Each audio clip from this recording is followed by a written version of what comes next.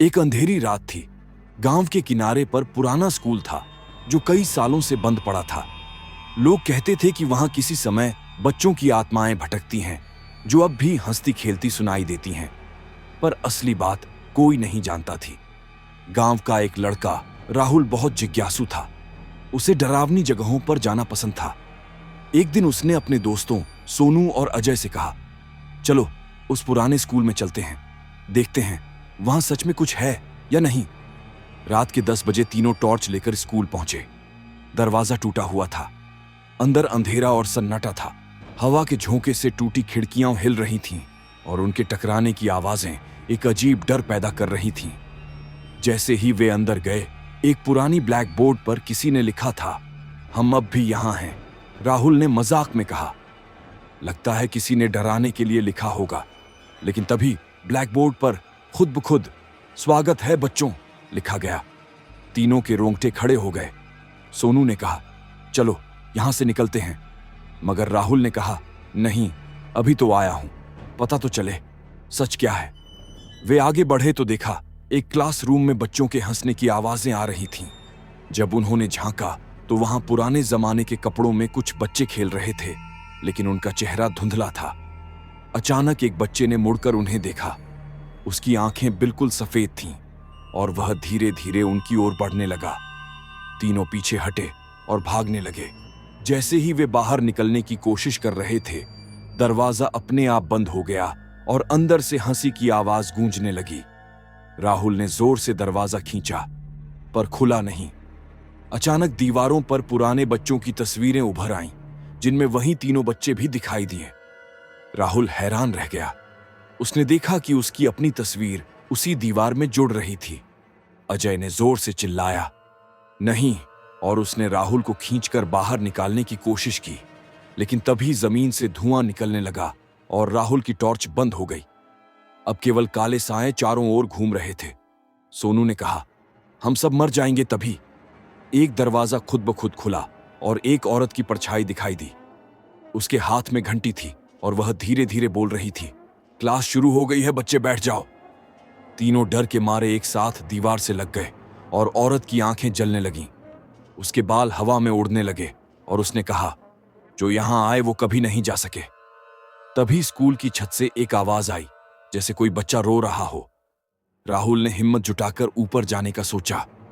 सीढ़ियां टूटी हुई थीं, पर वह ऊपर चढ़ गया। ऊपर जाकर उसने देखा एक पुराना क्लासरूम था, जहां एक टीचर की आत्मा बच्चों को सिखा रही थी, लेकिन बच्चे सब हड्डियों के ढांचे थे। टीचर ने कहा, आज नया बच्चा आया है, और उसकी उंगली राहुल की तरफ उठी। बाकी दोनों नीचे से चिल्ला रहे थे, राहुल नीचे आओ। लेकिन राहुल जैसे जकड़ा हुआ था, वह टीचर की तरफ बढ़ने लगा और उसकी आंखों से आंसू बहने लगे। तभी अचानक नीचे से अजय ने एक दीवार तोड़ी, जिससे कुछ रोशनी अंदर आई। राहुल भागकर नीचे आ गया और तीनों दरवाजे की ओर दौड़े। इस बार दरवाजा खुल गया, लेकिन जैसे ही वे बाहर निकले, स्कूल पीछे से सुलगने लगा। आग की लपटें उठीं और अंदर से बच्चों की चीखें सुनाई दीं। तीनों दौड़ते हुए गांव पहुंचे और लोगों को सब कुछ बताया। लेकिन जब लोग वहां पहुंचे तो स्कूल बिल्कुल शांत था। कोई निशान नहीं था, न आग का, न आवाज का।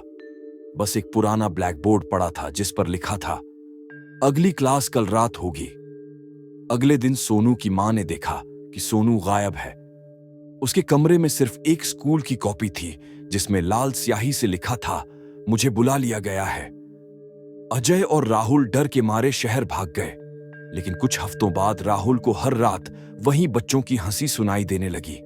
उसने डॉक्टरों से इलाज करवाया, पर आवाजें जाती नहीं थीं। एक रात उसने देखा, उसके कमरे की दीवार पर वही ब्लैक बोर्ड उभर आया और लिखा था, अब तुम्हारी बारी है।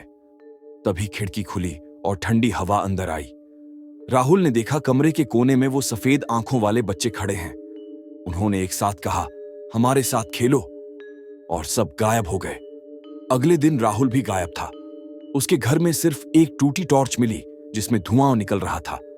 कहते हैं, अब हर अमावस्या की रात उस पुराने स्कूल में रोशनी जलती है और बच्चों की आवाजें गूंजती हैं। जो भी उस आवाज का पीछा करता है, वह कभी लौटकर नहीं आता। गांव के लोग अब उस रास्ते पर भी नहीं जाते, क्योंकि वहां हवा में अब भी वो हंसी तैरती है जो कभी बच्चों की थी, पर अब मौत की है।